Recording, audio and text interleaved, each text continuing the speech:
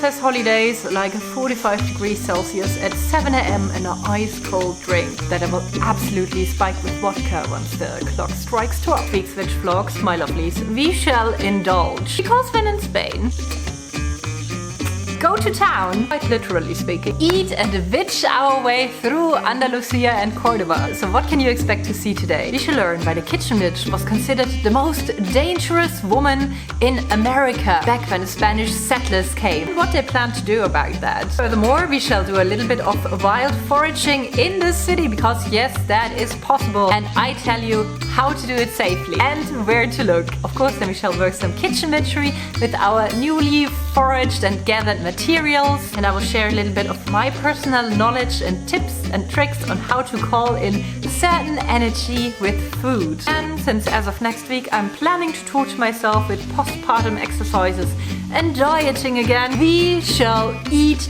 drink all the tapas, all the vino, all the cervezas that we can find.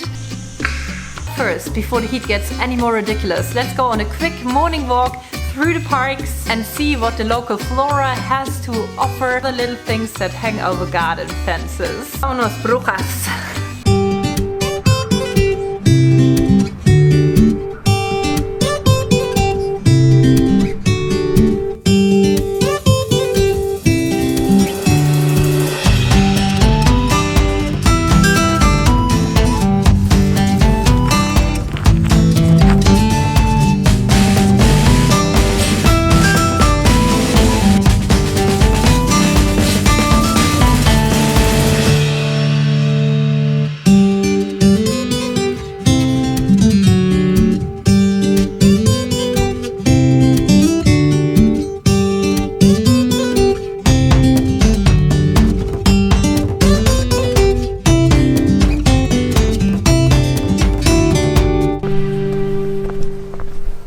Now, to work kitchen magic or kitchen witchery, first thing we need is a clear intention, meaning cooking with love, cooking for the purpose of healing, or the intention to create community. But aside from intention, we of course also need ingredients. And many foods, herbs, plants, spices have assigned magical correspondences. Because throughout human history, almost all plants were in either way used spiritual, ritualistic, or for some sort of symbolic purpose. And those correspondences are not just made out of thin air, they're usually derived from at least one out of three possible roots. First, sympathetic magic, meaning assigning a certain correspondence, a certain healing power, magic power to a plant because of the way it looks. The fruits are shaped like a heart, okay, then probably it's good for love. Second, mythology or lore. And third, historic use. Now, to explain it better, let me give you an example with the star of today's find, the fig.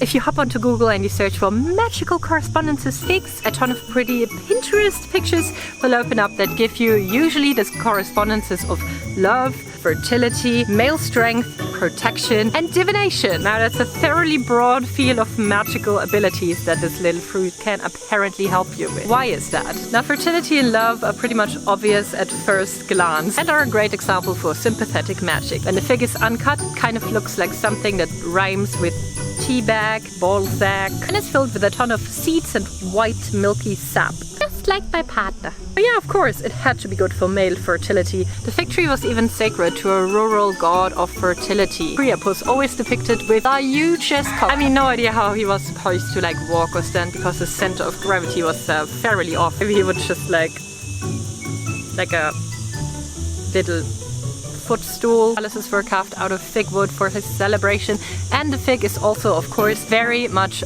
sacred to Dionysos, my good buddy, god of wine and festivities. When you cut a fig open, it kind of looks exactly like what the word figo meant in ancient Rome. So now, why are figs also apparently good for protective magic? That actually has its root in history, because the worshippers of the fertility goddess Astarte or Ishtar or Venus, Aphrodite, how she's called in other pantheons, came up with a hand sesh that was supposed to bring fertility and protection of fertility. Mano figo, or the fig hand, how it's called. Now, of course, through history and culture, the symbolism changed a little bit. For example, now more like a F off or up yours, or you know, all that stuff. But in ancient Rome, it was actually used by the Pater de Familia. During the festivities of Lemuria in May, the head of the family went through the house like this to banish and chase away all the evil lingering spirits of the ancestors of the deceased. That became a protection or banishing symbol as well, used against that evil eye, hexes, curses, all that stuff. And last but not least, where does the divination aspect come into play? And that is derived from folklore. Apparently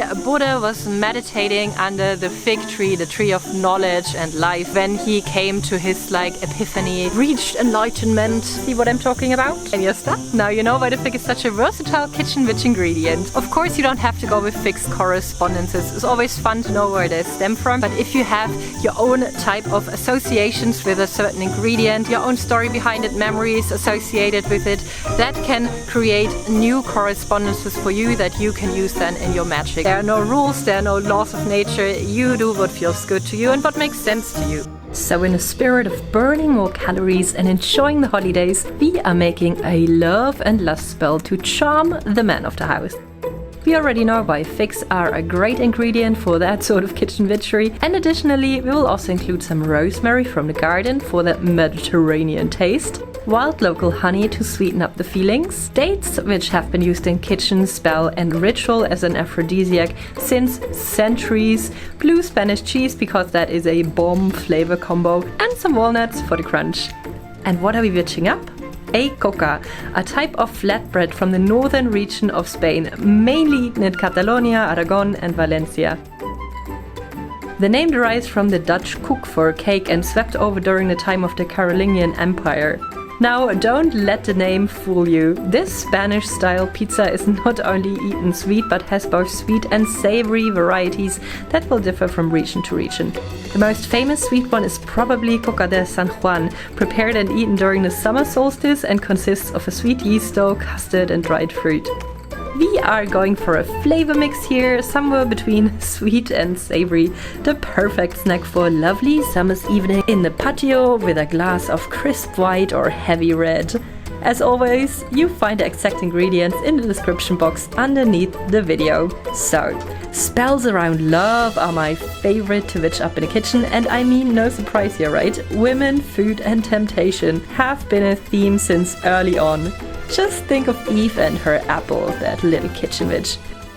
But did you know that when the Spanish invaders came to the Americas, the thing they actually were most afraid of, well, next to smallpox and measles, was the kitchen witch? True story, and we know that because of various historic finds in North Carolina, one of the first settlements of the Spanish soldiers. We are talking about apotropic devices, folk ritual objects and deposits intended to ward away witchcraft. Mainly these devices were regular household items, ensembled, inscribed or set up in a specific way.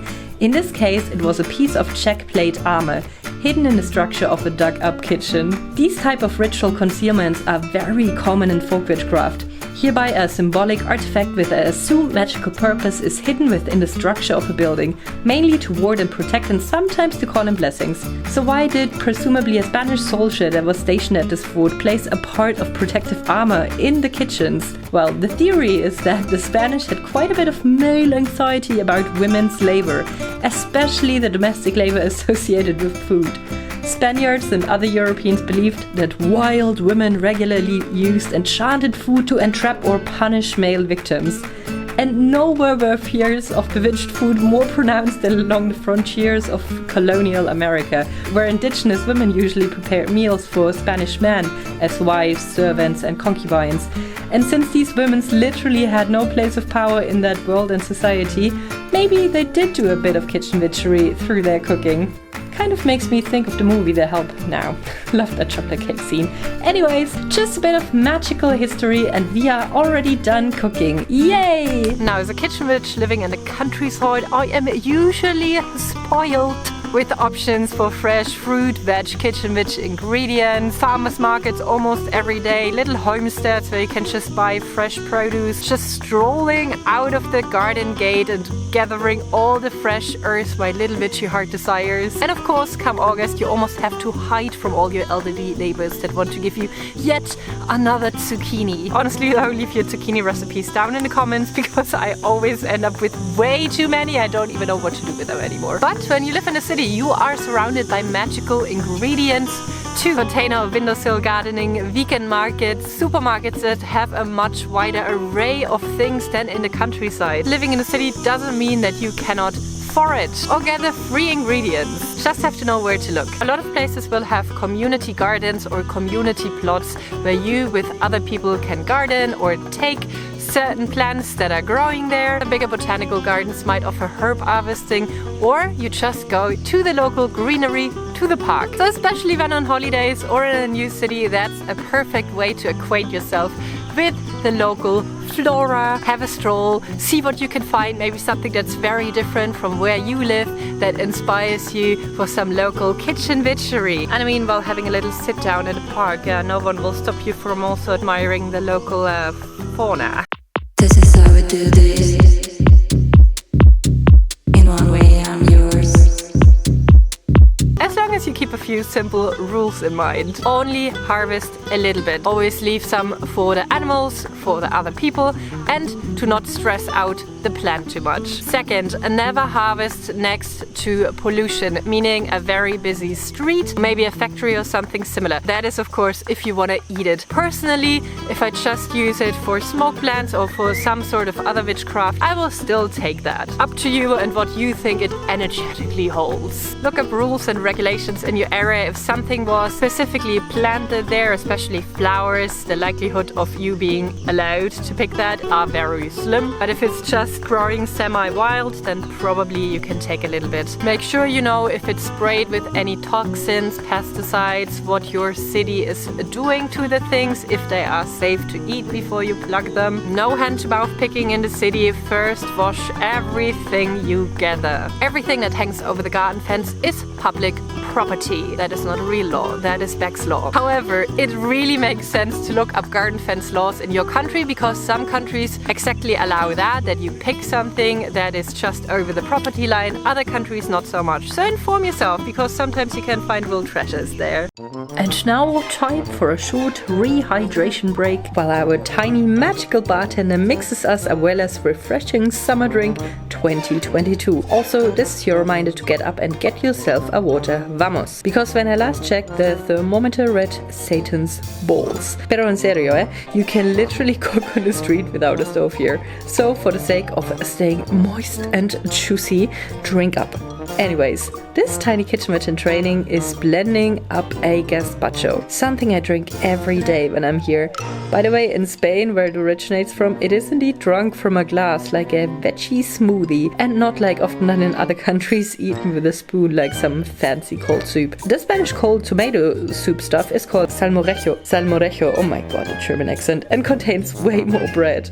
So, gazpacho, not only super refreshing but also extremely healthy, and the way we make it also can fend off any spontaneous vampire attacks or unwanted suitors. So if you want to incorporate it into your kitchen magic, I recommend it for both healing and also for protection purposes. Now that I think about it, this might actually also make a great Spanish-style Bloody Mary. I shall report back on this later today. You can tell I'm on holidays when everything suddenly contains alcohol.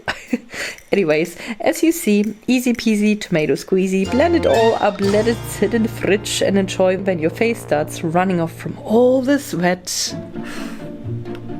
This is where I live now, underneath the fan.